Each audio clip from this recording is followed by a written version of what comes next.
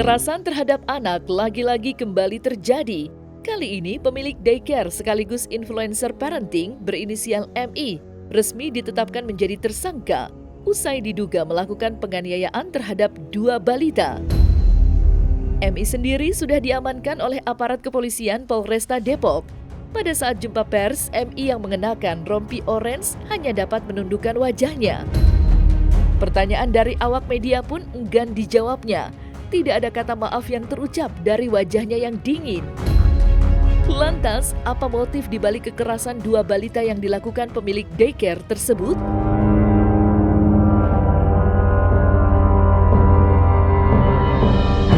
Ada yang ingin disampaikan, Kak? Ada permohonan maaf atau penyesalan, Kak? Tadi malam setelah kita menaikkan gelar naik sidik dan sudah gelar naik tersangka, kita melakukan penangkapan terhadap terduga pelaku. Terduga pelaku ini inisial MI. Tadi malam sudah ditangkap pukul 22.00 di rumahnya. Dan kita mengkonfirmasi bahwa yang ada di video tersebut benar yang bersangkutan telah melakukan kekerasan terhadap anak. Nah, nanti kita akan lanjutkan upaya penyidikan ini setelah kita memeriksa saksi-saksi yang sudah kita periksa sebelumnya. Tentu kita nanti akan mengambil keterangan dari ahli, ya, juga dari dinas perizinan yang terkait dengan sekolahnya. Jadi nanti akan mendukung pendidikan ke depannya. Jadi kalau motif sementara kami sudah tanyakan, yang bersangkutan menyatakan hilang gitu ya. Tetapi untuk motif secara khususnya nanti akan kita dalami saat pemeriksaan, termasuk nanti yang bersangkutan akan kita periksa dari sisi psikologinya. Kalau disampaikan dari yang bersangkutan demikian. Kalau kita lihat di videonya itu kan ada 3 video ya. Jadi kami melihat itu, menganalisa itu, dan ternyata ada 3 video berbeda. Tentu ini korbannya berbeda-beda. Kemarin pemeriksaannya terkait dengan tindakan si terduga pelaku ini dikonfirmasi terkait dengan video yang beredar, gitu ya. Nanti itu pertanyaan tambahan mengenai daycare-nya, mengenai biayanya, mengenai anak-anak misalnya itu akan kita tanyakan juga, tetapi nanti pada saat pertanyaan pengembangan. Ancaman hukumannya maksimal 5 tahun.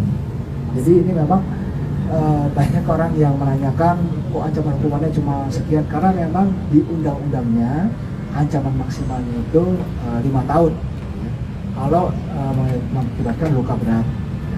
Tapi kalau tidak mengakibatkan luka berat, maka ancaman hukumannya 3 tahun 6 bulan di ayat 1. Intinya kami memohon kepada seluruh masyarakat Indonesia, siapapun itu, untuk mendukung penindakan ini supaya bisa berjalan dengan lancar.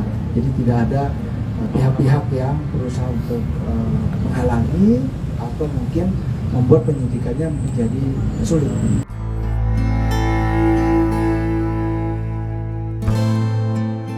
Sementara, ibu korban mengaku kaget atas penganiayaan yang dilakukan pemilik daycare terhadap anaknya yang masih balita.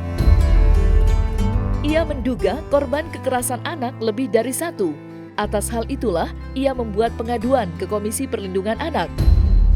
Lantas, seperti apa tanggapan dari KPAI atas adanya kekerasan terhadap anak yang diduga dilakukan oleh MI pemilik daycare?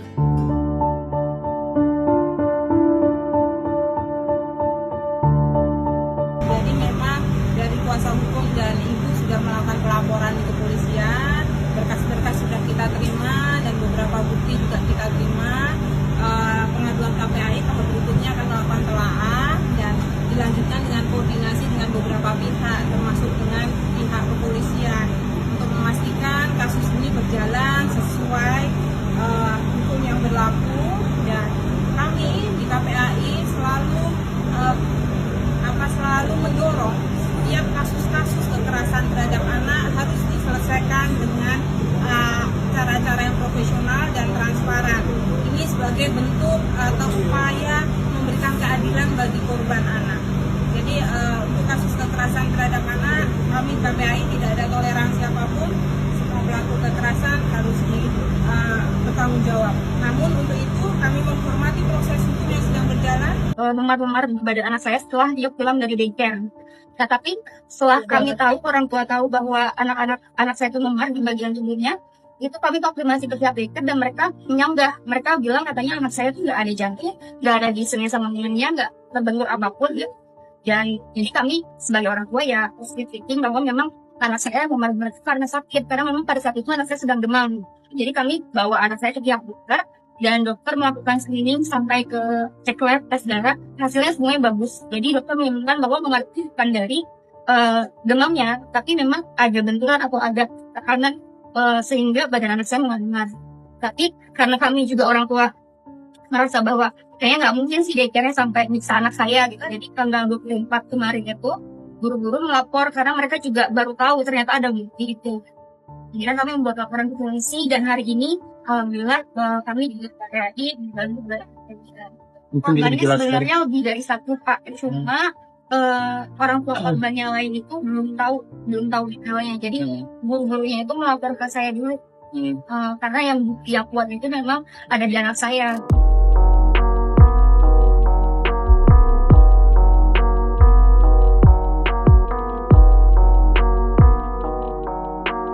Video kekerasan terhadap anak yang dilakukan oleh MI pemilik daycare yang juga seorang influencer parenting viral di media sosial dan mendapat tanggapan beragam di media sosial. Lantas, apa kata psikolog anak menanggapi kekerasan terhadap anak yang ironisnya dilakukan oleh pemilik daycare itu sendiri? Benarkah kekerasan atau penganiayaan terhadap anak-anak marak terjadi lantaran lemahnya sistem pengawasan?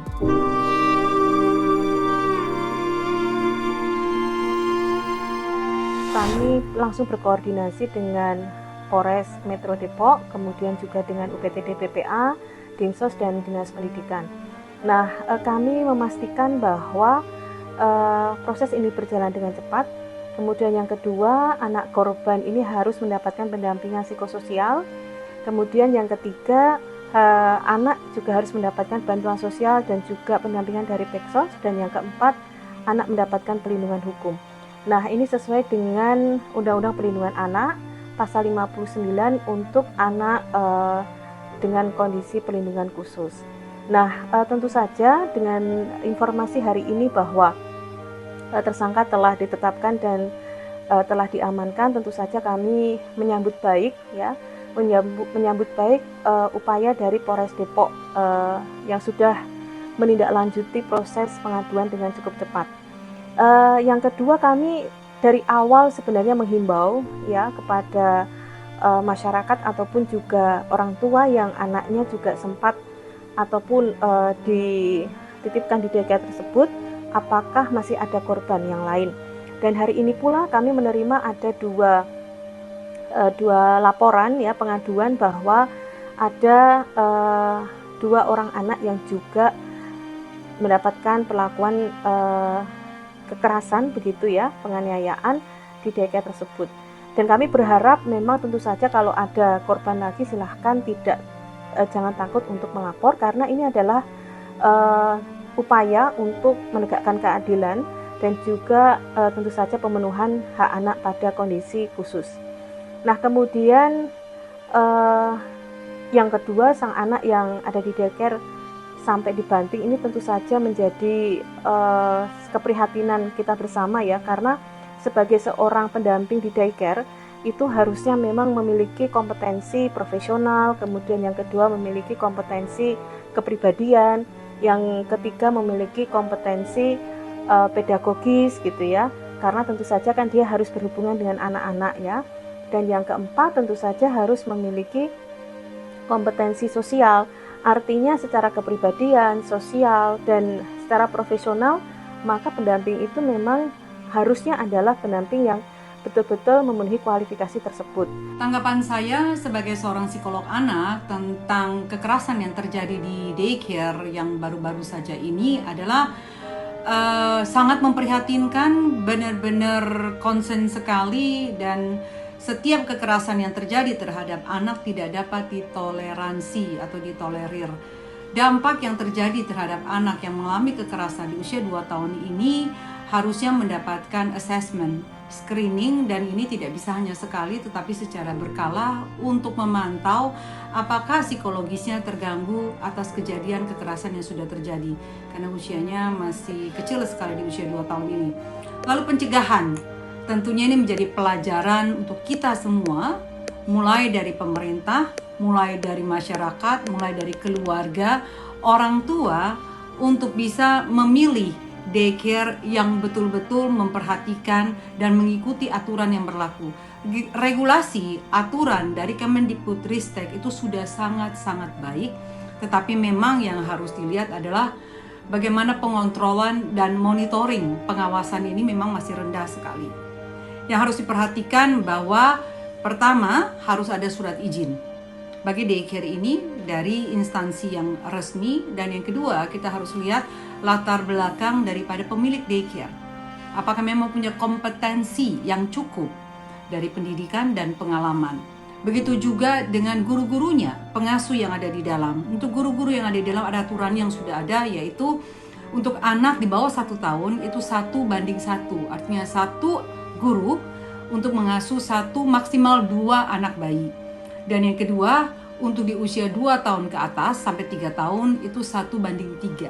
Hukuman apa yang pantas diberikan kepada pelaku yang melakukan kekerasan terhadap anak? Anak harus dilindungi, anak harus justru diproteksi.